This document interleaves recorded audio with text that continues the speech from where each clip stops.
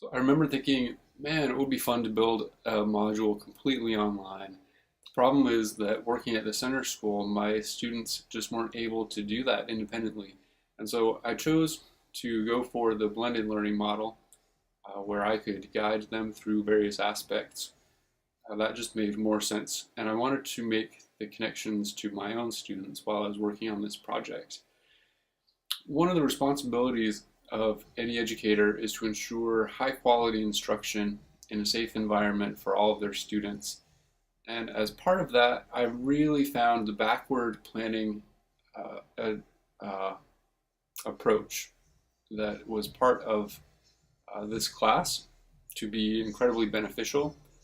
The lesson plan that I chose was particularly useful, and I uh, I hadn't found that one. Another colleague in our cohort was using that, and I thought, yes, that's the one I'm going to use.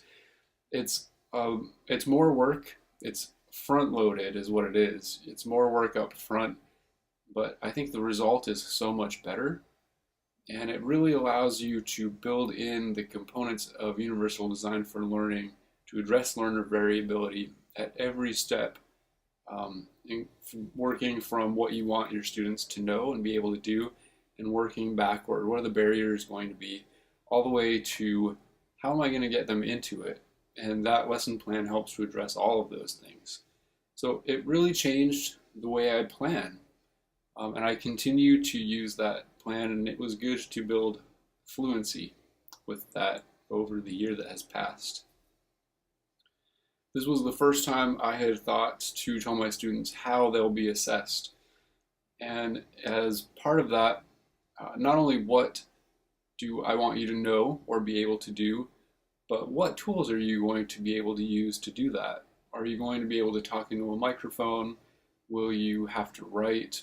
Are you going to, what are you going to do to be assessed, to show me that you know what has been the aim of our instruction?